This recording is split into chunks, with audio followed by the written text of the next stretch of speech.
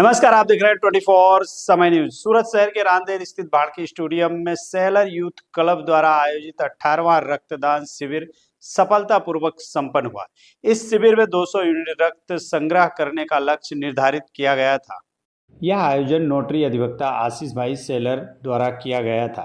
आशीष भाई ने बताया कि क्लब हर वर्ष दीपावली की छुट्टियों के दौरान इस शिविर का आयोजन करता है, क्योंकि इन दिनों अस्पतालों में रक्त की ज़रूरत बढ़ जाती है और ब्लड बैंकों में रक्त की भारी कमी रहती है। कार्यक्रम में विधायक पूर्णेश मोदी तथा सूरत महानगर पालिका के पूर्व विपक्ष नेता बाबूभाई कापड़िया विशेष रूप से उपस्थित रहे।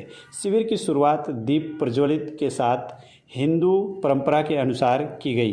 कार्यक्रम में बड़ी संख्या में शहरवासियों ने पहुंचकर रक्तदान कर मानवता का संदेश दिया और आयोजकों के इस सामाजिक कार्य की बढ़ चढ़कर सराहना की।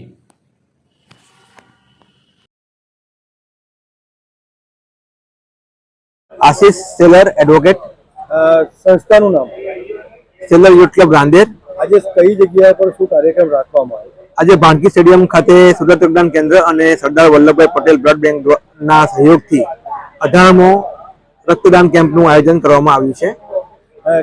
આની જરૂર કેમ પડી?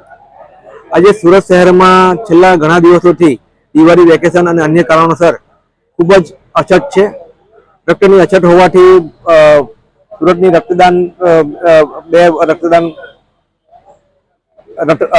બ્લડ બેંકો દ્વારા અમારો સંપર્ક કરીને શોર્ટેજને કારણે બ્લડ કેમ્પ યોજવા માટે અમને વિનંતી કરવામાં આવી હતી અને એના અનુસંધાને અમે આજે અઠવાડિયાના શોર્ટ ટાઈમમાં જ અમે આ બ્લડ કેમ્પનું આયોજન કર્યું છે।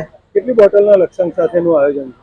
આજે અહીંયા 200 યુનિટથી વધુ રક્ત એકત્ર કરવાનો અમારો આજે ટાર્ગેટ છે। શોર્ટેજની વાત તમે કાઢી છે તો આટલા કેટલા વર્ષથી આ રેકોર્ડ તૂટ્યો છે શોર્ટેજનો? છેલ્લા 12 એવું કહેવામાં આવે છે છેલ્લા 12 વર્ષમાં સુરતમાં સૌથી વધુ અછત આ વર્ષમાં સર્જાઈ છે।